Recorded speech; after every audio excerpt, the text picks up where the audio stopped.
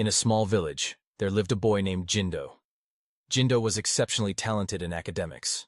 Everyone admired his intelligence and quick grasp of concepts. But Jindo had one major weakness. He didn't know how to manage his time effectively. His days passed playing with friends, lost in mobile games and idle conversations. His parents often tried to help him understand the value of time. But Jindo couldn't truly see how important it was. He always thought, "There's plenty of time. I'll do everything later. Right now, I just want to enjoy life." Then one day, the school announced the results of the annual exams. To everyone's surprise, Jindo had scored far below average. His teachers, who once praised him, were now clearly let down. Even his close friends started keeping their distance. When Jindo returned home, he saw the disappointment in his parents' eyes as they looked at his report card. He felt angry with himself, but didn't know how to break free from his bad habits. That evening, Jindo went to visit his grandfather, a wise and well-respected elder in the village. Sitting beside him, Jindo opened up about his worries. "Grandpa," he said, "I don't understand. I'm a good student. Why did I fail?" His grandfather listened quietly, then gave a gentle smile. "My dear boy, the issue isn't your ability," he said. "The real problem is that you haven't respected time. Time is the most valuable gift. If used well, it leads to success. If wasted, it holds you back." Confused, Jindo asked, "But don't we always have time? Can't I just use it later?" His grandfather's face turned serious.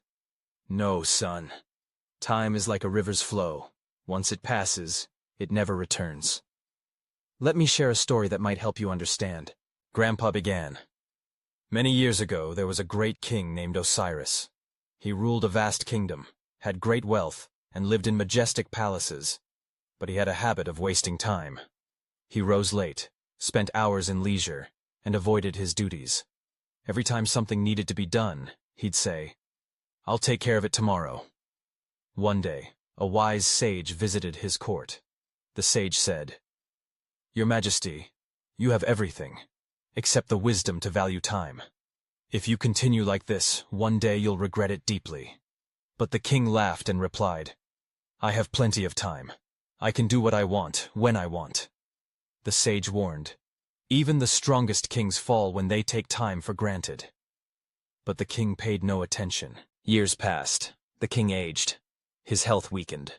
His kingdom started crumbling. His army suffered defeat after defeat. His people began losing faith in him. It was then that the king realized the truth. He had wasted his life. He searched for the sage to seek guidance, but the sage had disappeared. Now, no amount of power or riches could turn back the clock. In the end, the king understood. Time is the true treasure of life.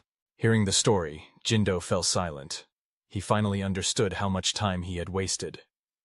"Grandpa," he asked, "can I still turn things around if I start using time wisely now?" His grandfather smiled and nodded. "Of course, my son. Time never waits, but it gives second chances. If you start today, there's nothing you cannot achieve. Just remember, never put off until tomorrow what can be done today." From that moment on, Jindo made a promise to himself.